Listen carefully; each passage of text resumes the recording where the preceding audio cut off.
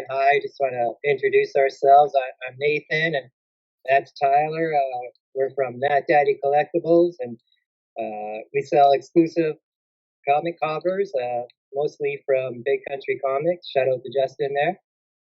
Tonight we're going to be doing a little bit of a review on about 10 books that maybe most people don't hear about. I know a lot of people go into the store and they grab, your Venoms and your Spider-Mans and that, but a lot of people miss out just on independence and storylines that they just don't try because they don't know about. So with summer coming up in that, we figured we'd throw out a few books that have come out this week and check out your local LCS and give them a try. Speaking of, we'd like to give a shout out to our local LCS, 204 Comics. They're the ones that supplied our books for this evening, and if you're in the Winnipeg area, check them out. Do you have anything to add, Ty, before we start? Yeah, I mean, Ashley at 204, he's the place to go. He's got CGC submissions. He's got back issues galore. If you're looking for something, odds are he's got it. So, yeah, 204, there you guys. All right.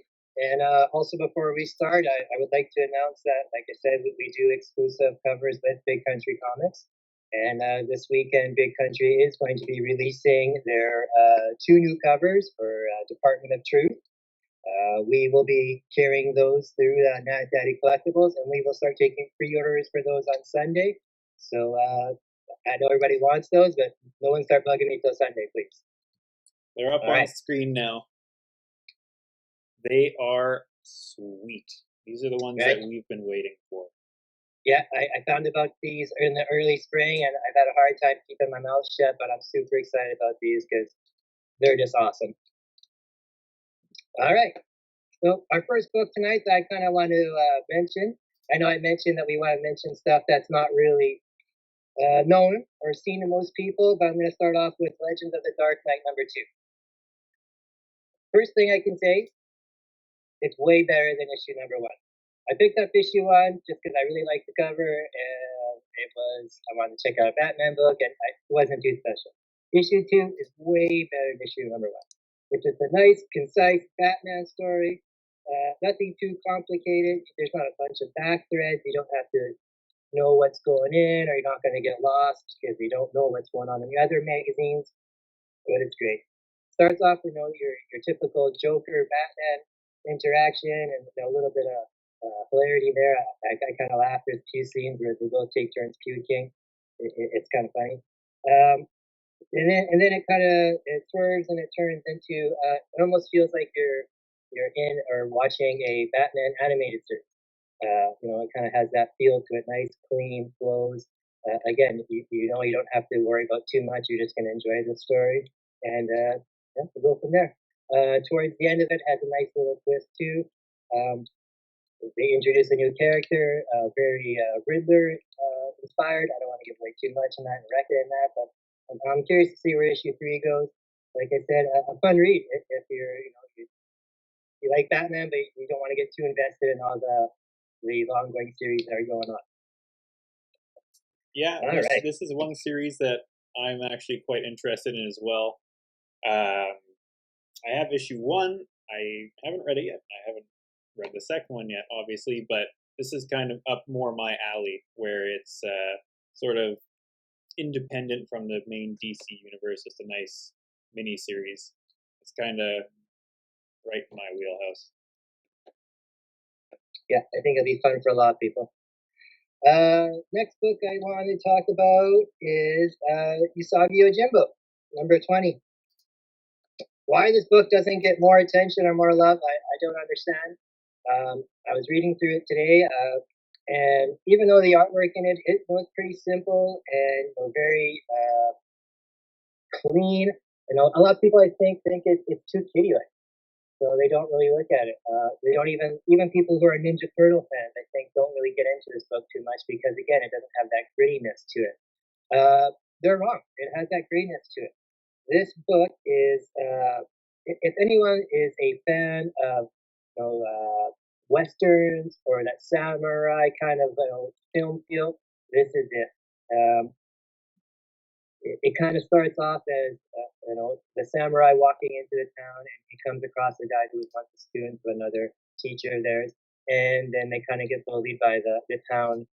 Uh, I won't say town leaders, but they're kind of like leaders, but they're mostly bullies and stuff like that.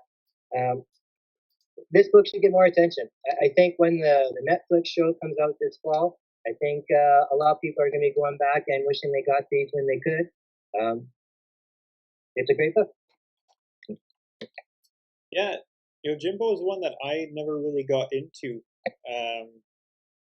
That being said, I've only really recently been looking at more of the independent stuff. But like you said, it's not one that people typically really look at. They kind of look at it and it passes off the radar. If it's not recommended to you by a friend or your LCS, you're probably not likely to pick it up. So it's definitely one that I'm thinking to check out at some point. Yeah, like I said, once that new Netflix show, I believe, comes out in the fall, I think a lot of people are going to be jumping onto it. And it's going to get hot. I know the original issues already from the 80s and that are hot because they're like rare, like the original Ninja Turtles and stuff.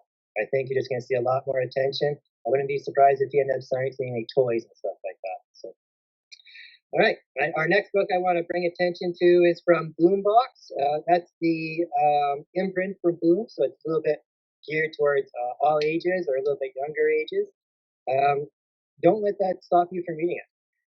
Much like the Usagi Yojimbo, it's a book that even though it looks like it could be geared towards younger people, it's not.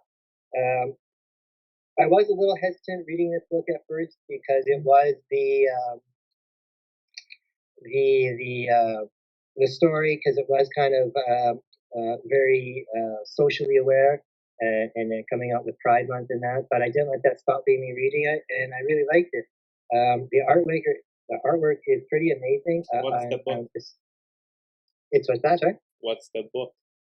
Oh, sorry, Save Yourself from Boombox. I thought I said that, sorry. Yeah, amazing artwork. I'm sure it's done digitally. It feels like you're in a cartoon. I felt like I was reading stills from like the Into the Spider-Verse movie. Very clean and crisp in that. The story starts off as like a loner girl. She's obviously been through something, and her friends are trying to get her to come out and just open up and stuff. So they end up going to like a mixer party, where a lot of anything goes there. You can be whoever you want for that. So that was kind of cool to see too. This girl, and it seems like society itself are fans of these superheroes. And it seems like the real superheroes. So there's video games and media and fan clubs. And this one girl, the star of the book, I assume, is a really big fan. And she ends up bumping into one of the girls during a dilemma, and ends up realizing that maybe these people aren't who they say they are. And the story goes from there now. So I don't want to bring too much into it, but yeah, really check it out. I think you'd be surprised. The artwork itself is worth it, but don't let the fact that just it's meant for a little bit younger age deter you from trying it out. Pretty good. All right. Next is the book I was looking forward to most. I've been looking forward to this book for several weeks now. It's from Aftershock. It's called Seven Swords. Much like we were talking with Usagi Yojimbo there, this book is very heavy into the homage or the theme of like the samurai warriors. I kind of compare it to as like the Seven Samurais and the Magnificent Seven Western and that, but done with historical folk. And what I mean by that is that the Seven Swords are all historical members. So one of them is the Musketeers, D'Artagnan. You got a nun with some serious sword skills, almost like an assassin. You got Cyrano de Bergerac with his long nose. You got some pirates in there. You got a world conspiracy where they all have to kind of band together to save the world from a church-like cult that's going to take over through supernatural means. And you got Don Juan. So, I mean, what more can you need from that? Like I said, it kind of gives me a League of Gentlemen, Gentleman feel mixed with the Magnificent Seven. Excellent artwork, very I won't say gory, but it doesn't shy away from the violence, much like the Nottingham series that's going on now. So yeah, check it out. And I doesn't I find the resemblance to the main character D'Artagnan to be very, very, very close to Keanu Reeves, which I'm sure is by no coincidence at all. So I could really see them turning this into a series or a movie as well. Yeah, I only had a quick look at this one, and the artwork in this one is really, really nice. It's not something, again, I would typically pick up. Like I said before, I'm just getting into all the indie stuff now, but the artwork is fantastic. Yeah, I'll show you some pictures here. Like I said, it's really good. Very detailed, clean, Yeah, crisp, and a great story. And again, too, it helps if you know a little bit of about the guys history-wise, and the literature in that, but don't feel you have to know about it because in the back of the book it kind of gives like a little bit of recap on everybody. So that's always kind of cool too. that's good because All the right, Three Musketeers isn't really something that's a common story these days. which is a shame. All right, and speaking of Nottingham, we'll speak of Nottingham. So Mad Cave it has got out several books in the last few months that are just amazing. Nottingham being one of them. Nottingham 4 is out, and much like the previous three, it doesn't disappoint. Uh, there's only one more after this book. I'm hoping that they see with the success of this and the multiple copies that they've released and the second prints and the various covers and stuff like that, that there is quite a demand and a big following for it. So I hope they bring out more, or maybe kind of expand on the universe and maybe do like I won't say other fairy tales, but other characters that we haven't seen with their side from. So that's pretty interesting. Again, very, very strong. I love the artwork in here. It's very clean and crisp. It's still dirty and gritty at the same time. Violent galore. I know some people have read it and actually don't prepare to continue on reading it because of the violence in that. But it is a really neat story. Just seeing how a very familiar story that we all know, the Robin Hood story, can be completely different and new as it's told just from the opposite side. And I hope they continue on with this, and I also hope that they kind of branch out and introduce like more characters and expand on the universe of it. Yeah, and that is kind of a popular thing right now is reimaginings in like a comic format like this, like Once in the Future as well with King Yeah, Arthur. Well, King Arthur's actually not the good guy I thought he was, or Nottingham, or even that Seven Swords, like pulling old stories, making them new, and that's how things are gonna stay relevant. It's how it I is. agree. Yeah, I agree. I totally agree. The one book I thought I was gonna like this week and was kind of disappointed was Static Season One, the new kind of relaunch of a solo title from Static. I kind of when I read the launching off last month from DC, the one shot with all the characters, I thought, okay, this seems like it'll be pretty good. But then when I read it, I'm like, I like it and it's relevant, and I like how they've kind of updated everything with today's uh, relevancies and stuff.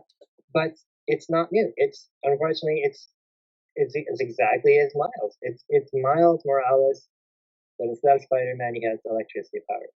And I'm hoping that when the second issue comes out, it's I'm gonna give it a chance, and I hope it changes a little bit.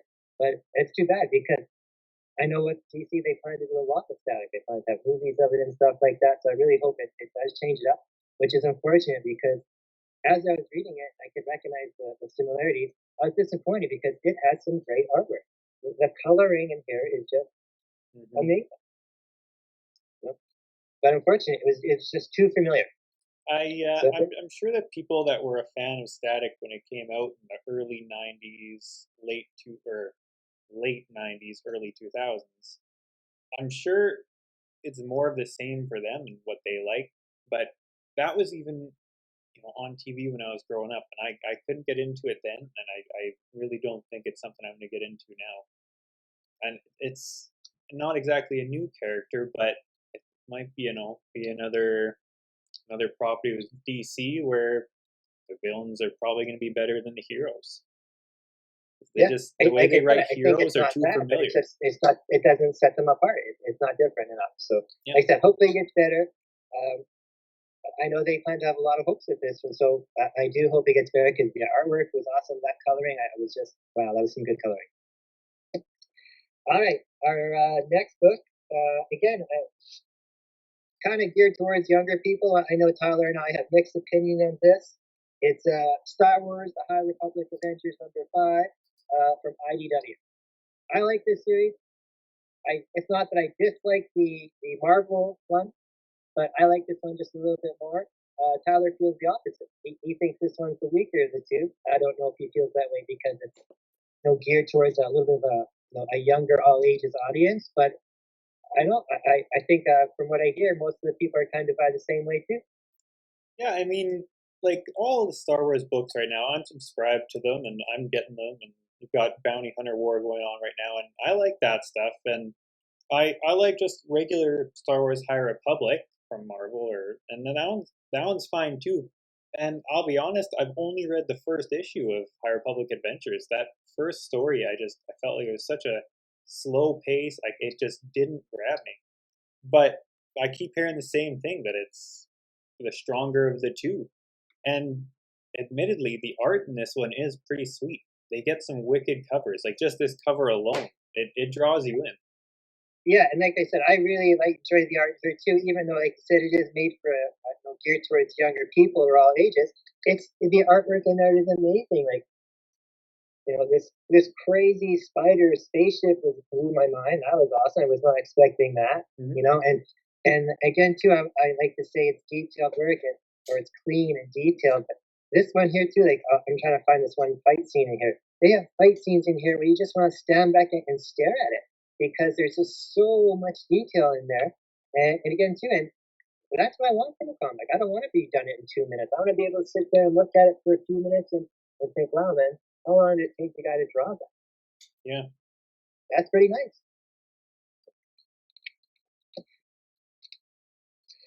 All right. A book that I was not, well, I'll save that to the end. I have a book here from Aftershock called Silver City. I saw #2 on the shelf today, and I didn't remember buying #1. And I thought, well, this seems like a pretty cool book. So I ended up picking up #1 and reading it after I read Silver City 2. And what I can say is I really liked it. What's Silver City? Silver City is it's purgatory afterlife. Imagine a place like a city environment where that's purgatory afterlife. So I kind of got a feel when I was reading this book. It kind of gave me like a Beetlejuice waiting room scene where you're sitting there and seeing all the people go in and out office, adapting to being dead and stuff like that. And that's kind of how the story starts off. There's a woman who's wakes up and she's adapting to her new life in the Silver City, and she's trying to figure out how she got there. She doesn't remember.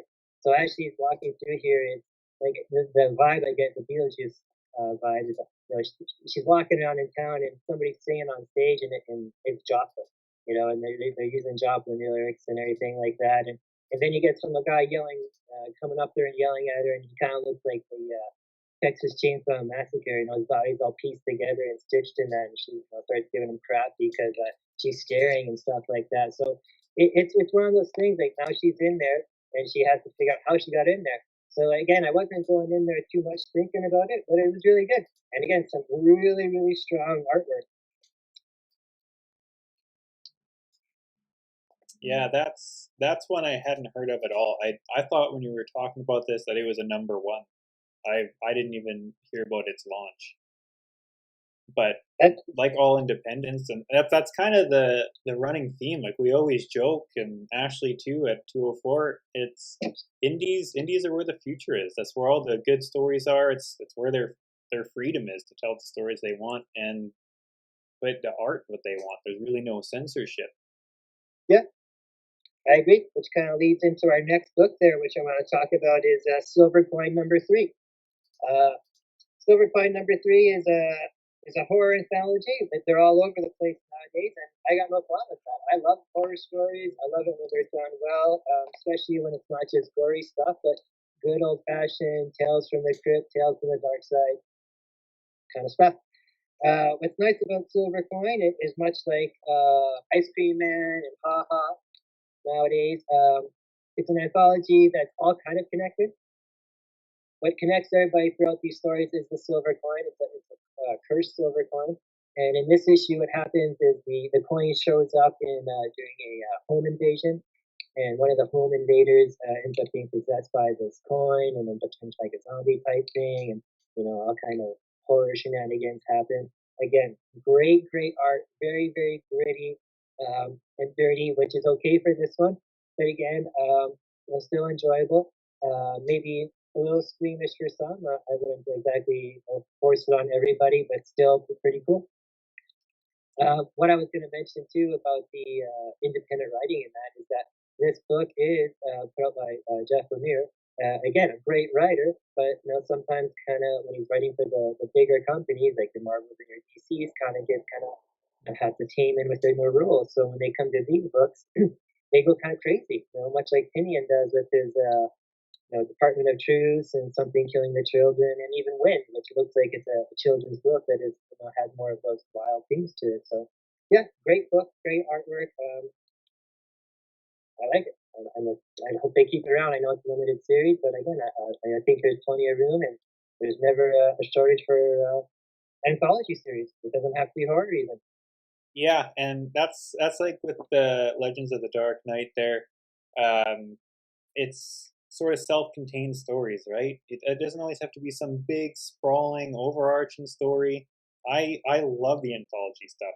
It's like you said, like Ha Ha and like Ice Cream Man, and it there is a degree of connection to them. Like you always see in the back, just like some Tales of the Crypt. Like you see the Ice Cream Man hiding in the back somewhere. And, yes, and that's that and I that's think what it's not happens a at the bad end of thing this. that there's more than one of these types of things, because that's what the industry was even in the 70s. Look at how many, or even earlier, back Golden Age, when they had all those. That's all it was, and I think people would rather have some more self-contained stories rather than a 5, 6, 7 year long story arc, and then go back to volume 1 and rinse and repeat. Yeah, I agree. All right. Our last book. Oh, did we do Nightwing yet? Nope. Okay. Our second last book is Nightwing. Nightwing right now is awesome. I know a lot of people say that, and they're true. It's awesome. I've always been a Nightwing fan in DC Comics. He's always been one of my favorite characters. You can even ask Tyler. I've always told him like he's the original Robin, Ito Isogi, and all that. But the last run on Nightwing, they just killed it, man. It was just brutal. It's not that I didn't like the story and that, but like this has nothing to do with Nightwing. So it kind of lost my interest. Even just what they've been doing with Loki in the last few arcs they had done wasn't that great. I'm not really one particular for DC Comics. I know Scott will give me some flack about that one, but and if it's just I can't really get into it because so many of their stories in the last few years are just not there. Well, this new one is good. Like I said, Tom Taylor's writing it, and even that didn't want me to get on it this new run, so I skipped out the first few issues.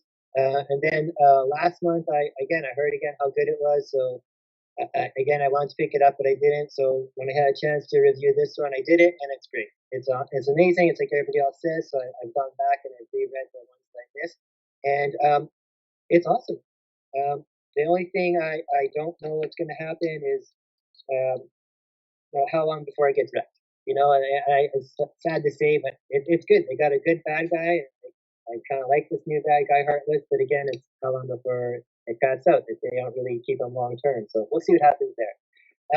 And usually at the end of this book, there was a bit of a twist that I didn't see coming, but when it did happen, I was like, well, I don't know if I feel good about that or not. But again, that didn't disappoint me. So we'll see where it goes there.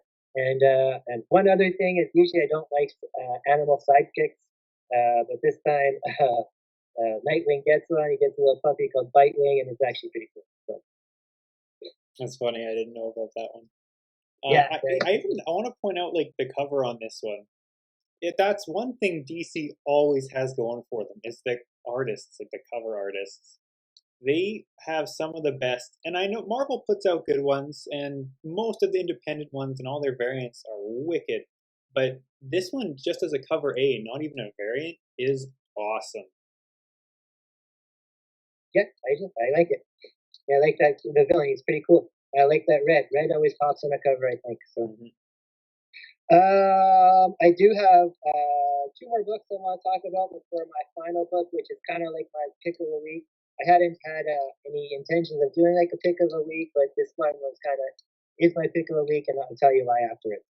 Our next book up is from Dark Horse. It's from Neil Gaiman, and it's Norse mythology.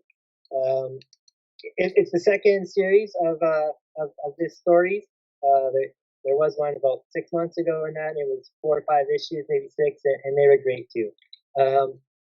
They're pretty much direct adaptations from the book he did called Norse Mythologies. And so I had read that book after reading some of the first comics, so I knew what was going to happen in these stories, and it didn't make it any less enjoyable. They are I don't want to say fairy tales because they're not fairy tales. These are like the true tales of the North Guards of Thor and stuff like that. It's not like it's the same kind of way people compare to like Aesop's fairy tales or the Grimm fairy tales to Disney fairy tales. They're not like that at all. It's totally different. So these are pretty good. So if you like any kind of Thor and Loki and Odin adventures, check this out. The artwork is great too, and Neil Gaiman's a master storyteller. Yeah, and these I have issue 1 of the first volume, but even if you like this stuff, like pick up the book. The book itself is awesome. Even just the introduction, like he explains how he came along with all this knowledge, and he compares it to like Greek mythology and says if you compared to what we know about Norse mythology and what's left and did that with Greek, you would have Hercules and Zeus and a couple of the others. It's crazy how he's done so much research and pieced all of this stuff together for Norse mythology. You really don't know how much is lost. Yeah, and it's written in a language that's not hard to understand at all. Like it's not written in like some kind of Lord of the Rings type of hard language. It's just very common for it, and that. So that's what's cool too. All right, another book that I wasn't necessarily disappointed in, but just everything related to it is definitely disappointing lately, and that is there's a sequel to Jupiter's Legacy. It's called Jupiter's Legacy Requiem from Image. It's a direct sequel to the '83 book. There's nothing wrong with it. It's a great book. It continues on in the story. The artwork is good. The coloring is good. The only thing that's bad about it is the timing. Unfortunately, Netflix has canceled the show, which nobody can seem to figure out why, because there is a great response as everybody I know. So everything associated with it right now is kind of sour, which is too bad because I think they had planned for this to come out that time and be a positive thing. So yeah, and like we were saying before, like you and I both got about 3 or 4 episodes in and heard Netflix canceled it, and you didn't want to watch anymore. Like it gets you don't want to get hooked. Why invest in it? Exactly. So it is nice for people that did enjoy it, and if they're going for a direct sequel to the original series, then there's a continuation that way. But like most people today getting into new books like Umbrella Academy, anything like that, you kind of want it to go a little bit longer for your introduction without with it being canceled. It doesn't make you have high hopes for what the source material is. Yeah, I understand. That's what I thought too. And that's what I said. There's nothing wrong with the book, but just whenever it's associated, leaves a kind of a crappy taste in your mouth. But whatever, it's still a good book, so that's why I have it on here to try. All right. So the book that I kind of mentioned a little bit earlier that was not on my radar at all, and it was actually pointed out to me from Ashley at the 204 Comics, was Compass from Image, the Cauldron of Life. I didn't know what it was at all. He told me just. I said to him, "Hey, I need another book. What do you think I should grab?" And he right away grabbed it to me. He said that he liked it. He was very surprised, and I must admit I was too. And so much so that it I made it my pick of the week per se. Uh, the artwork in it is super cool. It very much reminds me of a Hellboy type of feel, but It definitely gives off that kind of vibe. but less abstract. Like real eyeballs and stuff like that. Very very nice artwork and a lot of action, and it's kind of cool. I think this book could end up taking off after a few issues, much like Something is Killing the Children did, or Strange Academy did, how it kind of builds up by word of mouth, or like Nottingham. I also think if they could turn this into like some kind of a TV series or even a movie or something, because it's built just like that. It is basically Indiana Jones, a female Indiana Jones, set in an Arabic kind of fantasy setting. So that's kind of I don't want to say like Conan style, but very much like a Arabic style. Um, so much so is it much like Indiana Jones that I don't know if it's done on purpose or not. I kind of hope it is because it's such an homage. The first opening issue here, most of it actually feels like the opening scene out of Raiders of the Lost Ark. About the girl breaking into a temple, getting trying to find something, and at the end of it being thwarted by her I don't know if it's a frenemy or a person they came up together with and all that stuff. So yeah, it's a really really good read. I'm looking forward to it. But that's it. Yeah, and this isn't one I had heard of until you said, "Hey, this is one I read." So I might end up taking a look at this one. And it's like you said for a lot of this stuff. If you want any good reading material or any idea, if you want to get in on those spec books for what's going to become a show, it's all this indie stuff. Out of everything that we've looked at here, if it hasn't had a show or doesn't have a show, there's a good chance it will get optioned at least in the next few years. Especially stuff like Nottingham. That's definitely going to be optioned. Yeah, yeah. Well, most of these companies have deals set in place to have their shows or looked at in that. But again, when we start having things like what happened with Jupiter's Legacy and other shows that kind of come and go real fast, it's not a good thing. But on that note, I'm sure we've taken up enough of everybody's time. I just want to thank everybody for checking us out, and we will try and do this weekly. So I hope to see you here. Yeah, we'll aim to do this around the same time every Wednesday or so. So till next Wednesday, we'll see you around. Peace out, mofo.